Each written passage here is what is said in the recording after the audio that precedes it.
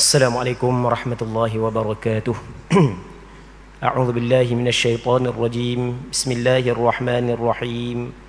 Alhamdulillahi rabbil alamin. Wassalatu wassalamu ala asyrafil anbiya'i wal mursalin wa ala alihi wa sahbihi ajma'in.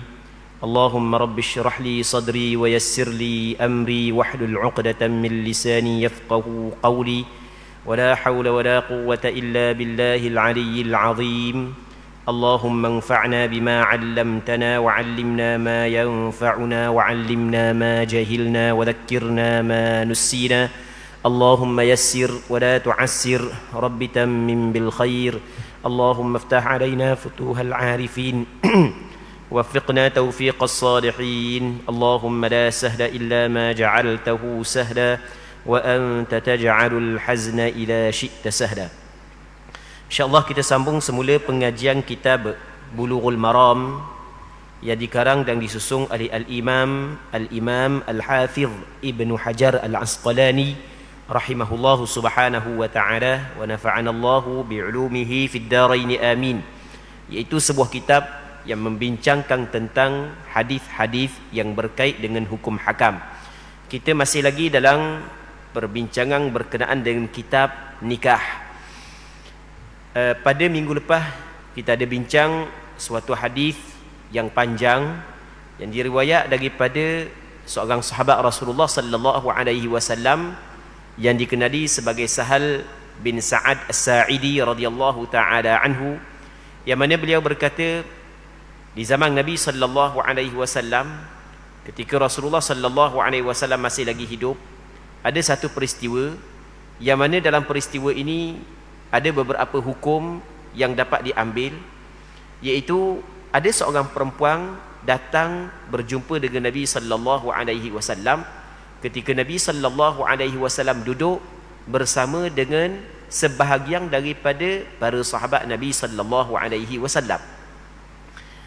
Kemudian perempuan ini khabar kepada Nabi sallallahu alaihi wasallam, Rasulullah, aku mari kepadamu ataupun aku mari pada hari ini adalah untuk aku memberi ataupun untuk aku menyerahkan diriku kepadamu ya Rasulullah untuk dikahwini. Jadi dia mari jumpa dengan Rasulullah, dia khabar kepada Rasulullah, dia mari untuk menyerahkan diri dia kepada Rasulullah agar Rasulullah sallallahu alaihi wasallam mengambilnya sebagai isteri. Kemudian Nabi sallallahu alaihi wasallam memandang kepada perempuan tersebut daripada atas ke bawah. Kemudian Rasulullah sallallahu alaihi wasallam diam. Maka hukum yang pertama kita dapat daripada hadis ini, kita dapat faham daripada hadis ini adalah dibolehkan perempuan menawarkan dirinya kepada seorang lelaki agar lelaki tersebut mengambilnya sebagai isteri. Kerana ada seorang perempuan pernah buat perkara tersebut kepada Nabi sallallahu alaihi wasallam dan Nabi sallallahu alaihi wasallam tidak mencegah dan melarang. Andai kata perkara itu dilarang, salah, maka Rasulullah tidak akan berdiar terhadap perkara mungkar yang berlaku di hadapan Nabi sallallahu alaihi wasallam. Jadi boleh. Jadi kemudian perempuan tu saat ni dia duk tengok lama, duk tunggu jawapan. Rasul tidak bagi jawapan, maka dia pun duduk di situ. Apabila dia duduk, tiba-tiba ada seorang lelaki daripada sahabat Nabi sallallahu alaihi wasallam menawarkan diri. Rasulullah, kalau Rasulullah tak mahu ikambalah. Maka Rasulullah sallallahu alaihi wasallam terus tanya dia, dah muadam dia maha kahwin? Mu balik rumah mu pergi cari maha kahwin.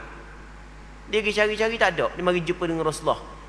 Khabar kepada Rasulullah, Rasulullah kata pergi cari walaupun sebentuk cincin daripada besi. Cari-cari tak ada juga. Tak ada benda orang ni.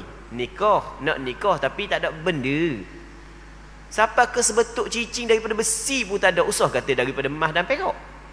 Tak ada. Lepas tu ada benda, Rasulullah kata, ni ada kain, dia ada kain selah. Ada kain ni ya, harta hamba. Dah kalau wi kepada orang puang jadi mahkawin, dah dia nak pakai dia. Tak ada pakaian dia. Baik. Maka duduk lama senyap gitu. Tiba-tiba orang lelaki saat itu nak pergi dah lah. Dah hak yang dia nak tak dapat kerana dia tidak cukup syarat, iaitu dia tidak ada harta untuk dijadikan mahar kahwin. Maka di sini kita dapat faham bahawasanya mahar kahwin adalah suatu benda yang diwajibkan dalam akad nikah. Mahar kahwin adalah suatu benda yang diwajibkan dalam akad nikah.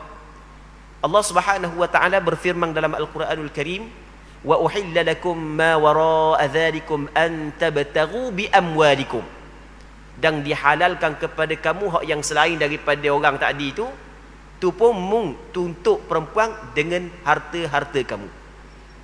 Jadi dalam ayat ni Allah Subhanahu wa taala mengikatkan halalnya perempuan dengan harta. Maka di sini ulama faham bahawasanya mahar kahwin adalah diwajibkan. Qadar mana?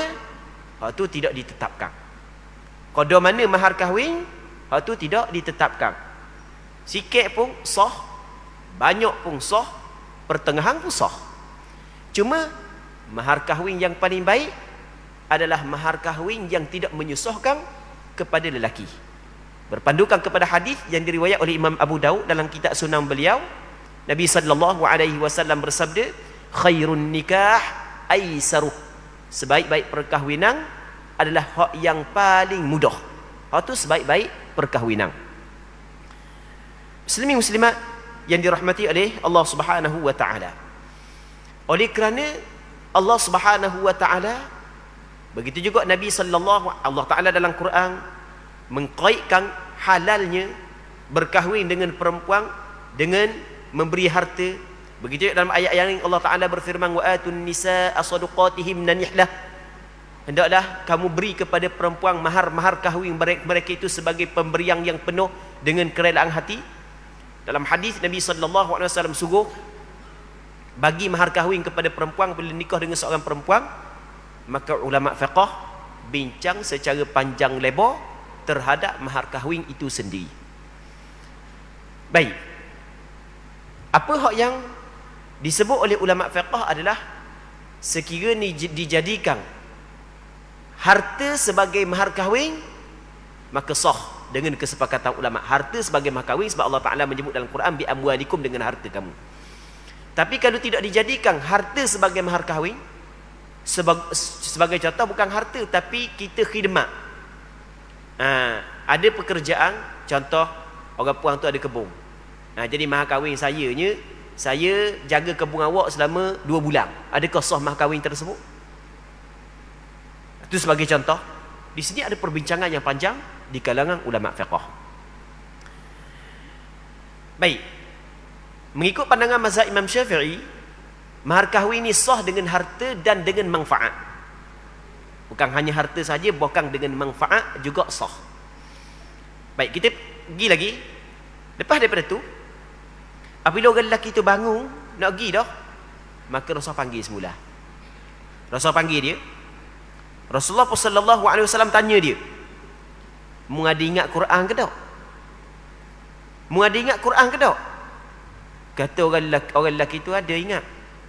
Ingat sungguh ke? Dia kata dia ingat sungguh lah. Baik. Maka kata Nabi sallallahu alaihi wasallam, aku kahwin kamu dengan perempuan ini dengan apa ataupun Quran hak yang ada pada di dalam dirimu tu, dalam hatimu. Ada riwayat yang lain, Rasulullah sallallahu alaihi wasallam kahwinkan dia dengan perempuan tersebut. Mahar kahwin dia adalah dia kena ajar perempuan itu Quran. Dia kena ajar perempuan itu Al-Quran. Maka di sini sebahagian daripada ulama fiqh mengatakan bahawasanya boleh dijadikan mahar kahwin manfaat ataupun khidmat. Jadi orang lelaki itu ingat Quran, mahar kahwin dia ajar bini dia Quran sebanyak 10 juzuk, ataupun ajar bini dia Al-Quran sebanyak selama sebulan. Hukum dia adalah dibolehkan. Contoh, aku kahwin kamu dengan seorang perempuan nama sekian-sekian, dengan mahar kahwinnya mengajar Quran kepada dia sebanyak 10 juzuk, ataupun mengajar kepada dia Quran sebanyak sebulan. mazhab Imam Syafi'i sah, memadai nikah tersebut berpandukan kepada hadis ini. Tapi kita kena faham, selagi ada sebahagian daripada masyarakat kita dia tidak faham dalam bab ni, kita kena jelaskan, boleh menjadikan hafalan Quran sebagai mahar kahwin, maksud dia adalah orang lelaki ajar perempuan Quran, bukan semata-mata hafal. Awak ada apa Quran? Oh, saya ada apa Quran, suti Quran. Oh, kalau gitu awak ingat Quran saat ni itu sebagai mahar kahwin, awak nikah dengan seorang perempuan. Ah, tu tak boleh. Sebab ingat Quran bukanlah suatu manfaat yang dapat kepada perempuan. Hak ni sepakat ulama kata tak boleh. Jangan nyewak tak tahu gala. Nampak ke nak Islami sikit. Mahar kahwin dia adalah benda orang lelaki tu hafal Quran. Oleh kerana orang lelaki ni ingat Quran, itu adalah mahar kahwin dia. Sepakat ulama mengatakan tidak sah, tidak memadai mahar kahwin tersebut, kerana ingat Quran adalah benda yang ada pada orang lelaki. Ia tidak bermanfaat kepada perempuan. Dia nak benda yang bermanfaat kepada perempuan. Kalau orang lelaki tu ingat Quran, okey, maka apakah yang bermanfaat kepada perempuan? Orang lelaki tu ajar Quran kepada perempuan. Mazhab Imam Syafi'i meletakkan dua syarat bagi orang yang ingin menjadikan ingat Quran saat itu sebagai mahar kahwin. Maksudnya orang yang ingin jadikan ingat Quran dia, lepas tu dia ajar kepada isteri dia saat itu mahar kahwin, ada dua syarat. Syarat yang pertama, mesti kena jelas dia nak ajar saat itu benda. Sama ada jelas daripada sudut juzuk, berapa surah yang dia kena ajar, ataupun jelas daripada sudut masa. Mesti, itu syarat yang pertama.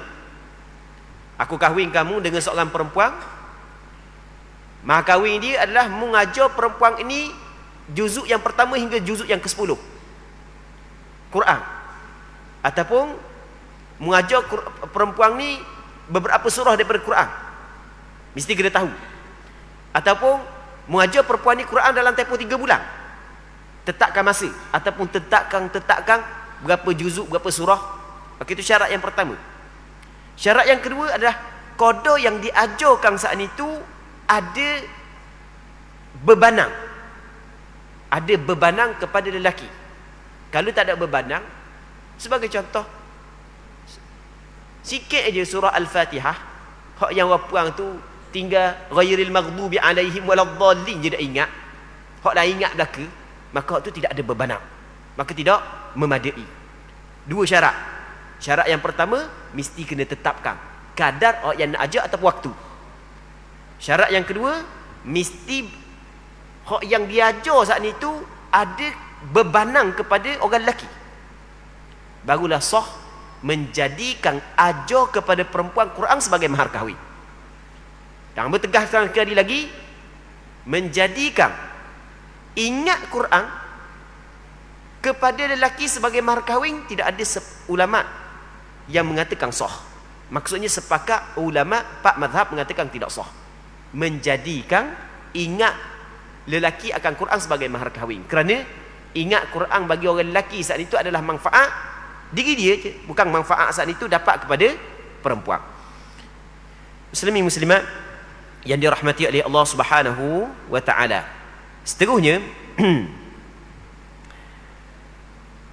daripada Amir bin Abdullah bin Az-Zubair, daripada ayahnya, bahawasanya Rasulullah sallallahu alaihi wasallam bersabda, a'linun nikah, umumkanlah pernikahan itu. Hadis ini diriwayatkan oleh Imam Ahmad bin Hanbal dan disahihkan oleh Imam Hakim An-Naisaburi. Muslimin muslimat yang dirahmati oleh Allah Subhanahu wa taala, dalam hadis ni Nabi sallallahu alaihi wasallam bersabda, hendaklah kamu hebohkan pernikahan. Maka ulama di dalam memahami hadis hebohkan pernikahan, ulama ada dua pandangan. Pandangan yang pertama, ulama berpandangan bahawasanya menghebohkan pernikahan hukum dia adalah wajib.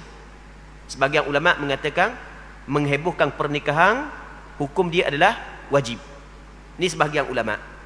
Cuma menghebohkan pernikahan hak yang kata wajib sekadar ada dua orang saksi. Sekadar ada dua orang saksi. Jadi sudah cukup untuk dikatakan menghebohkan perkahwinan. Bukan hanya lelaki dan perempuan wali dia sahaja yang mengetahui akad perkahwinan tersebut, bahkan di sana ada dua orang saksi yang mengetahui perkahwinan tersebut. Okey, sebagian ulama mengatakan begitu. Sebagian ulama mengatakan, sebagian yang lain mengatakan, sebenarnya dua orang saksi saat itu hak tu jelas dia termasuk dalam rukun nikah. Yang dimaksud dengan menghebohkan perkahwinan adalah selain daripada wali, dua orang pengantin dan dua orang saksi, lima orang ni juga mengetahui. Maka memberi tahu kepada orang ramai tentang perkahwinan, hukum dia adalah sunat, bukan wajib. Sunat kita memberitahu perkahwinan yang berlaku, hukum dia sunat. Bukan saja-saja khabar nak nikah, sebenarnya hukum dia adalah sunat. Ataupun dia nikah dah, dia nikah dah dua orang, hukum dia sunat. Dan pemberitahuan tentang perkahwinan hak yang disunatkan saat ni tu, pemberitahuan kepada orang ramai tentang perkahwinan hak yang disunatkan dengan bermacam-macam cara. Khabar dengan mulut, pergi kedai kopi, dia tu dua orang tu nikah dah.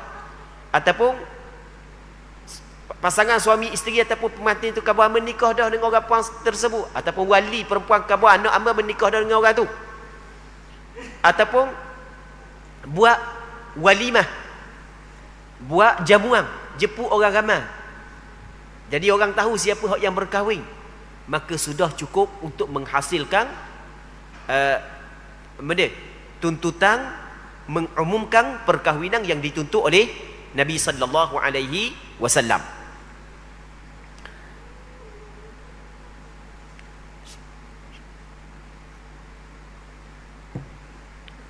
Seterusnya katanya daripada Abi Burdah bin Abi Musa, daripada ayahnya beliau berkata, Rasulullah sallallahu alaihi wasallam bersabda,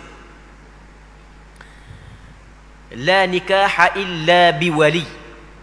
Maksudnya tidak ada nikah, tidak ada perkahwinan melainkan melalui wali. Tidak ada perkahwinan melainkan melalui wali. Menurut pandangan majoriti ulama adalah tidak sah perkahwinan melainkan melalui wali. Itu menurut pandangan majoriti ulama. Majoriti ulama memasukkan wali di dalam rukun nikah. Andai kata wali tidak mengahwinkan perempuan tersebut, maka tidak sah perkahwinan itu. Bagaimana wali tidak mengahwinkan perempuan itu? Perempuan yang mengahwinkan diri dia sendiri. Dia kenang kepada seorang lelaki. Ada dua orang saksi lelaki. Dia pun khabar kepada orang lelaki itu, aku kahwinkan diri aku kepadamu. Orang lelaki itu kata, aku terima. Maka tidak sah perkahwinan itu menurut pandangan majoriti ulama. Kerana Nabi sallallahu alaihi wasallam menyebut la nikaha illa biwali. Tidak ada perkahwinan melainkan dengan wali. Namun di sana ada pandangan segelintir ulama fiqh. Antaranya adalah Imam Abu Hanifah, Imam Zufar, anak murid kepada ataupun ulama besar dalam mazhab Hanafi, Imam Hasan bin Ziyad, juga ulama besar dalam mazhab Hanafi. Dan riwayat yang zahir daripada pandangan Abi Yusuf, anak murid kepada Imam Abu Hanifah, ni ulama-ulama besar saja, dan semua tokoh-tokoh ulama dalam mazhab Hanafi, yang mana mereka berpandangan bahawasanya perempuan hak yang balik, hak yang cerdik, boleh dia mengahwinkan diri dia sendiri. Itu mengikut pandangan Imam Abu Hanifah. Imam Abu Hanifah Begitu juga sebahagian ulama dalam mazhab Hanafi, mereka berpandangan bahawasanya perempuan hak yang baligh, hak yang cerdik, dia boleh kahwinkan diri dia dengan lelaki hak yang sekupu dengan dia, hak yang setaraf, tanpa melalui wali. Maksudnya sah perkahwinan tersebut walaupun tanpa melalui wali. Sah. Itu atas pandangan mazhab Hanafi. Tapi majoriti ulama tidak membenarkan, kerana berdasarkan kepada hadis la nikaha illa biwali. Tidak ada nikah melainkan dengan wali. Dan hadis yang berikutnya, Nabi sallallahu alaihi wasallam bersabda daripada Aisyah, Rasulullah sallallahu alaihi wasallam bersabda, ayyuma imra'atin nakahat bighairi idzni waliha fanikahuha batil fa in dakhala biha falahal mahru bimastahalla min farjiha fa in ishtajaru fasultanu waliyyu man la waliyalah. Siapa pun wanita yang menikah tanpa izin walinya, maka nikahnya batil, nikahnya tak jadi. Mana-mana wanita, mana-mana perempuan yang berkahwin tanpa izin daripada wali dia, nikah dia tak jadi.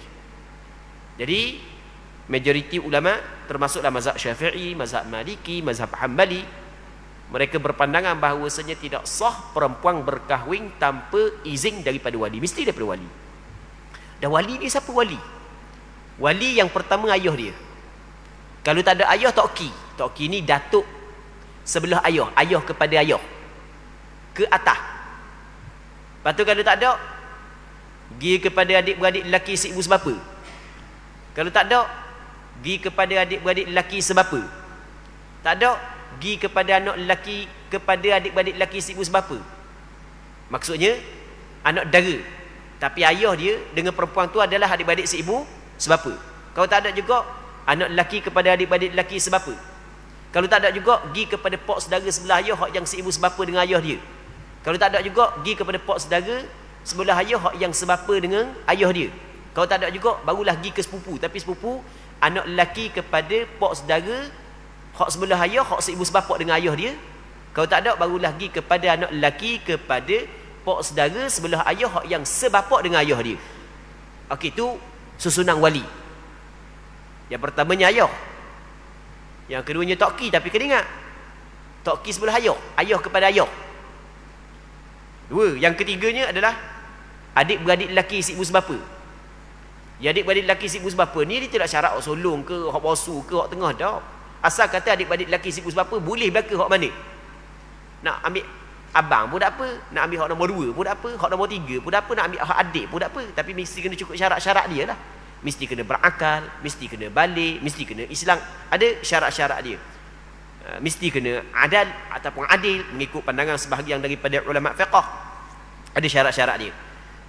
Adik-beradik lelaki seibu sebapa. Kalau tak ada juga, baru pergi kepada adik-beradik lelaki sebapa. Kalau tak ada, turun kepada anak lelaki kepada adik-beradik lelaki seibu sebapa. Kalau tak ada, turun kepada anak lelaki kepada adik-beradik lelaki sebapa. Tak ada, naik kepada pak saudara seibu sebapa sebelah ayah. Kalau tak ada, pergi kepada pak saudara sebapa sebelah ayah. Kalau tak ada, pergi kepada anak lelaki kepada pak saudara seibu sebapa, sepupu kita lah, sebelah ayah.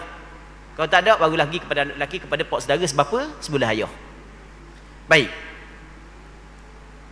muslimin muslimat yang dirahmati oleh Allah Subhanahu wa taala.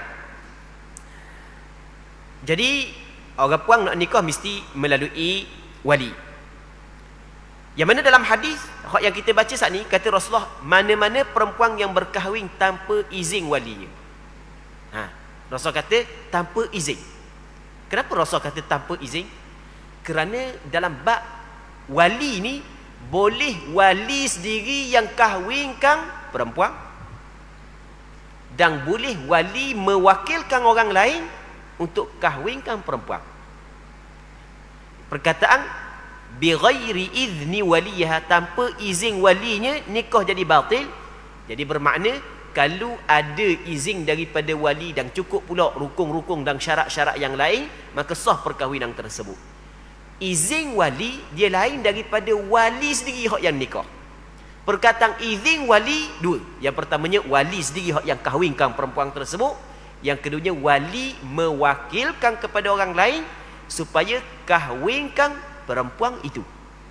Cuma kalau bab wali wakil kepada orang lain supaya kahwinkan anak dia, maka dia ada pula perbincangan lagu mana hak yang disebut oleh ulama fiqh.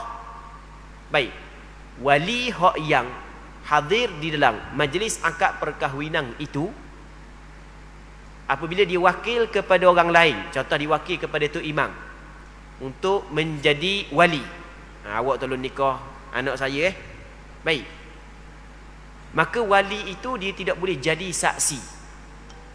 Maka perkataan tidak boleh jadi saksi kena faham molek. Ada sebahagian orang dia tak faham dia dah wali wakil dah, dia pun kena yambak wali jangan duduk dalam majlis itu, sebab wali tak boleh jadi saksi. Kena ambak wali, kena tubik. Dah wali wakil, dia tak boleh duduk dalam majlis itu. Itu tak kena. Itu tak betul. Hak betul lagu mana? Wali saat itu tidak boleh menjadi saksi. Kan rukun nikah, yang pertama perempuan, yang keduanya pengantin, yang ketiganya wali, yang keempat, yang kelima adalah dua orang saksi. Jadi ketika wali mewakilkan kepada orang lain, wali itu tidak boleh menjadi saksi.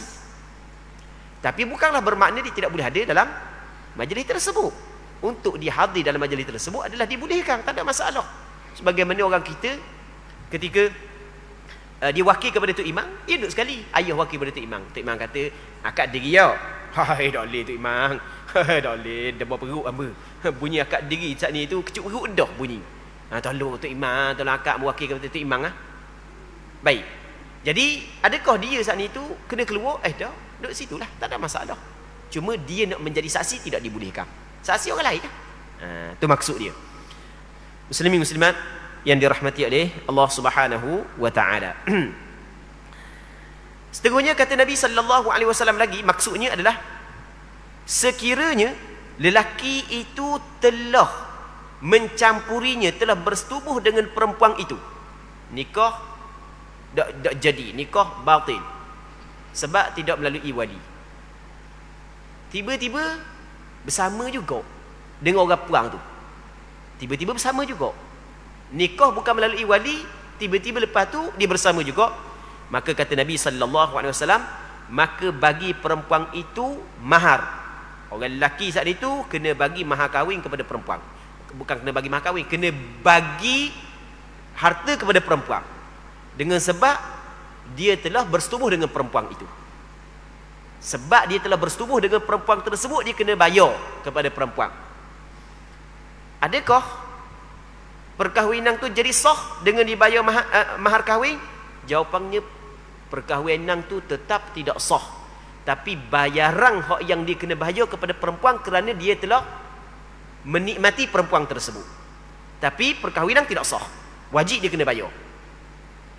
Baik, dah banyak mana yang kena bayar? Kena bayar mahar hak yang seumpama. Biasa perempuan ni keluarga dia banyak mana mahar kahwin. Kena bayar banyak tu lah. Sebab mungkin setubuh dengan dia, perbuatan tersebut salah, dosa, mungkin kena bayar pula kepada perempuan. Tapi kalau sekiranya dia tak tahu, ingat tak apa, okey, maka tidaklah berdosa. Cuma tetap dia kena bayar. Lepas tu kena buat akad perkahwinan yang baru dengan wali perempuan. Katanya, maka sekiranya para wali berbalah, rebu, dah wali ramai, adik-beradik ramai, 8 orang adik-beradik lelaki. Hak abang kata aku nak jadi wali, hak adik kata tak mau bagi, nak wiri ke orang lain, hak yang nombor 3 pula nak wiri ke orang lain, nyebalah. Baik, ketika tu kata Nabi sallallahu alaihi wasallam, maka sultan, raja, sultan menjadi wali kepada mereka yang tidak ada wali baginya. Rasulullah tidak sebut sultan hak yang kahwinkan dia, tapi Rasulullah sebut sultan adalah wali kepada mereka hak yang tidak ada wali. Maksudnya Rasulullah kabur hukum secara umum. Ketika berlaku perbalahan gitu gini-gini di antara wali, maka serah kepada sultan hak yang kahwinkan dia. Bukan setakat bab tu saja, bahkan setiap perempuan yang tidak mempunyai wali, maka hak yang kahwinkan dia adalah sultan. Sebagai contoh, perempuan hak yang tidak mempunyai wali, sebagai contoh adalah anak hak yang tidak sah taraf. Jadi anak perempuan hak yang dilahirkan daripada hasil zina dan seumpamanya, nasallallahu alaihi wal afiyah, yang tidak sabit nasab dia kepada ayah dia, maka siapakah wali dia? Wali dia adalah sultan. Wali dia adalah raja. Baik. Jadi kena minta minta izin daripada sultan untuk mengahwinkan perempuan tersebut. Muslimin muslimat yang dirahmati oleh Allah Subhanahu wa taala. Seterusnya diriwayatkan daripada Abi Hurairah radhiyallahu taala anhu bahawasanya Rasulullah sallallahu alaihi wasallam bersabda, la tunkahul ayyimu hatta tusta'mar wa la tunkahul bikru hatta tusta'dhan. Qalu ya Rasulullah wa kaifa idhnuha? Qala an taskut. Maksudnya perempuan yang janda tidak boleh dinikahkan dia sehinggalah diminta pendapatnya, dan anak dara tidak boleh dinikahkannya sehingga diminta izinnya. Para sahabat bertanya, wahai Rasulullah, bagaimanakah izinnya? Beliau menjawab, iaitu dengan cara dia diam. Muslimin muslimat yang dirahmati oleh Allah Subhanahu wa taala. Hadis ni menjelaskan hukum kepada wali. Wahai para wali, ketika mu nak kahwinkan perempuan, yang pertama pastikan perempuan itu dara ataupun janda. Perkataan al-ayyim di sini, janda di sini adalah perempuan yang telah hilang daranya dengan persetubuhan, sama ada persetubuhan yang halal ataupun persetubuhan yang haram. Perempuan yang berzina juga termasuk dalam janda dalam bab ni. Nasallallahu as-salamata wal afiyah. Setiap perempuan yang hilang daranya melalui persetubuhan, sama ada persetubuhan yang halal ataupun persetubuhan yang haram, dia termasuk dalam kategori janda dalam bab ni. Yang keduanya adalah anak dara. Jadi Rasulullah bagi penekanan kepada wali, ketika mu nak kahwinkan anak perempuanmu ataupun beradik perempuanmu, maka bagi perempuan hak yang telah janda mesti kena berbincang dengan dia. Mesti kena ada jelas persetujuan daripada dia. Biar dia ada jelas, ha ya, ha no, biar jelas lagu tu. Manakala anak dara ni hanya sekadar minta izin, dan cukup izin dia senyap, khabar je. Muslimin muslimat yang dirahmati oleh Allah Subhanahu wa taala. Ulama fiqh meletakkan hukum wali dia tak boleh, haram wali kahwinkan anak perempuan dia ke, adik-beradik perempuan dia ke, hak yang telah janda, melainkan mesti kena berbincang terlebih dahulu.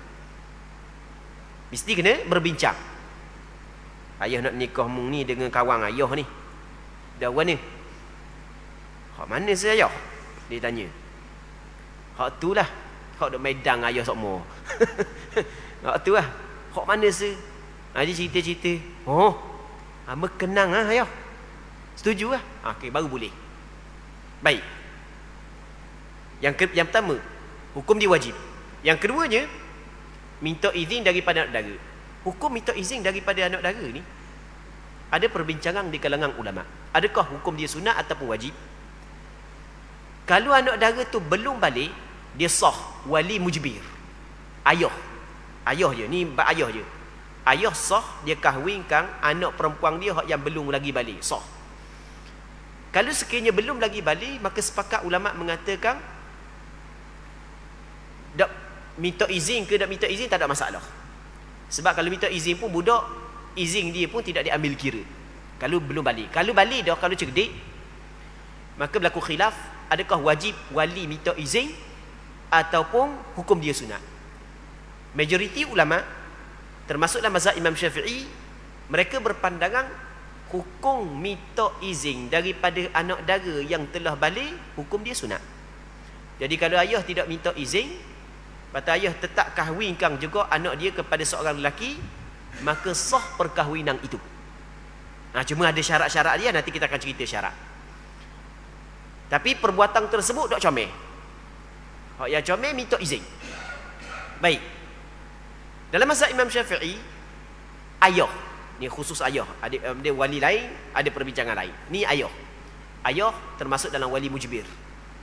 Dia boleh kahwinkan anak dara dia dengan mana-mana lelaki yang dipersetujui, yang disukai oleh ayah, walaupun tanpa meminta izin daripada anak dara. Ini mengikut pandangan mazhab Imam Syafi'i dan pandangan majoriti ulama. Tetapi perbuatan tersebut tak comel. Hak comelnya kena minta izin, kerana Rasul suruh minta izin. Adakah boleh siapa-siapa? Dalam mazhab Imam Syafi'i dia meletakkan syarat. Wali ayah nak kahwinkan anak perempuan dia dengan orang lain tanpa minta izin, dia ada syarat-syarat yang perlu dipenuhi. Ada berapa syarat? Ada 7 syarat. Syarat yang pertama adalah jangan ada perbalahan yang jelas di antara wali dengan anak. Kalau jelas balah, tak boleh. Tak sah, tak boleh. Mesti kena tidak ada perbalahan di antara wali dengan anak puang tu. Yang keduanya, ayah saat itu mengkahwinkan anak perempuan dia dengan lelaki yang setaraf dengan anak perempuan dia. Setaraf. Jadi orang puang, normal dia mempunyai pasangan, dia mempunyai suami. Begitu kehidupan kita, Allah Ta'ala menciptakan kita berpasangan.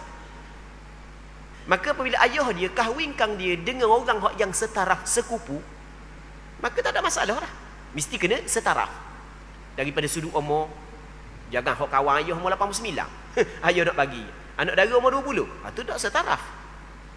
Mesti setaraf. Daripada sudut keturunan setaraf, daripada sudut pekerjaan setaraf, baik daripada sudut rupa paras setaraf, mesti kena setaraf. Okey, 2. Yang ketiganya, yang disebut oleh ulama, mesti kena kahwinkan perempuan tersebut, anak dara dia, dengan mahar mithil. Mahar mithil ni mahar seumpama, jangan murah. Kalau mahar apa? Ramai-ramai rata-rata orang anak dia ni berapa mahar kahwin? Itu yang ketiga. Yang keempatnya adalah mesti daripada mata wang tempatan, jangan mata wang lain. Yang kelimanya adalah mesti suami tersebut mampu untuk membayar mahar kahwin. Tak boleh hutang-hutang, tak boleh. Yang keenamnya adalah dia tidak mengahwinkan anak perempuan dia dengan orang yang anak perempuan menjadi mudarat, jadi akan susah sebab dengan berkahwin dengan orang tersebut. Contoh, dengan orang buta ataupun orang yang terlalu tua, itu tak boleh. Orang yang sakit, itu tak boleh. Yang ketujuhnya, lelaki yang akan dikahwinkan saat ni itu adalah belum lagi wajib haji. Kalau wajib haji, dia akan tinggal bini dia. Tengok ulama fiqh cukup mengambil berat tentang perkara ini.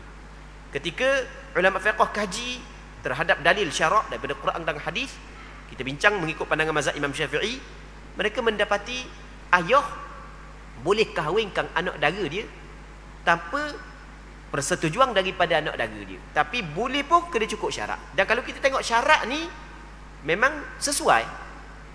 Seorang ayah kahwinkan anak perempuan dia dengan lelaki yang seperti ini. 7 syarat yang kita sebut tadi.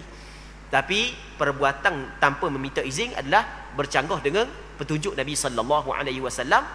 Mengikut petunjuk Rasulullah adalah mesti kena minta izin. Sunat minta izin.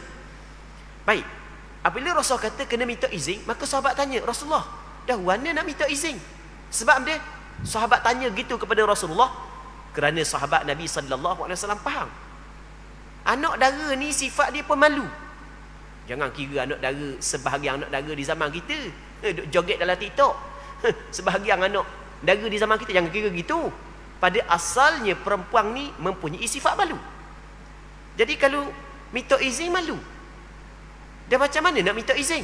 Maka kata Nabi sallallahu alaihi wasallam, diam sudah mencukupi. Kalau tanya dia, suruh mak dia tanya, orang tu masuk minta, dia senyap aje, sudah mencukupi, sudah menghasilkan sunat minta izin. Baik. Ulama bincang panjang lebar dalam bab ni. Ulama kata, katakanlah ada orang tanya kita anak kita. Ada orang lelaki yang kita tengok memang cukup sesuai ada dengan anak kita, sekupu, cukup syarat belaka dah. Masuk, kenangkan anak kita. Kita pergi tanya anak kita. Kalau tak cukup syarat pun tak apa. Sebab dia setuju, tak ada masalah lah dengan siapa pun. Tanya. Atau bersuruh mak dia tanya. So kakak-kakak dia tanya, mak dara dia tanya, tok dia tanya. Ada orang ni sekian. Ni gambar dia kerja sekian. Gini cerita dia gini. Dia masuk minamu. Gana? Setuju tak? Nak ke dia? Baik. Kalau dia diam, maka nikah pun tak ada masalah. Kalau ayah dia kahwinkan perempuan tersebut dan lelaki itu, tak ada masalah dah. Bahkan dia telah buat mengikut petunjuk Rasulullah. Sebab diam perempuan itu sudah mencukupi. Baik. Yang pertama. Patut ulama bincang juga. Dah kali nangis, kalau dia suka, dia ada berapa? 5. Diam, tolak, terima, nangis, lepas tu suka. Tu dibincang oleh ulama fiqh. Kalau diam jelas disebut dalam hadis. Kalau terima, tu lebih jelas. No. Lama dah tunggu nak nikah. Tu jelas sebab dia lebih tinggi lagi daripada diam. Yang ketiganya, tolak, tak ambuh. Okey, baik. Jadi kalau tak ambuh, jelas secomelnya tidak perlu kahwinkan. Lepas tu tinggal lagi benda suka, nangis. Tengok orang ni, khabar nangis. Nangis. Hukum dia bagaimana? Baik. Maka secara ringkas je kita buat kesimpulan, sebab kita pada penghujung waktu dah ni. Kita tengok melalui alamat. Sebab kadang-kadang orang nangis ini nangis kerana terlalu gembira, kadang nangis kerana menodok.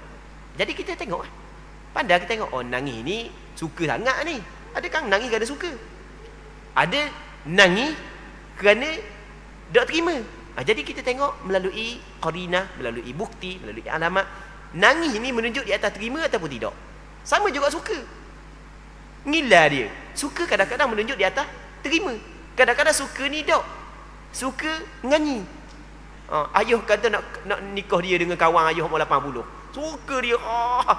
Suka saat ni tu benda. Suka nganyi. Bukan suka nak. Okey, maksudnya suka ke nangis ke, kita tengok alamat dia setuju ataupun tidak. Kalau tak setuju, tak payah. Tu sebaik-baiknya kalau setuju, barulah kita kahwinkan. Baik.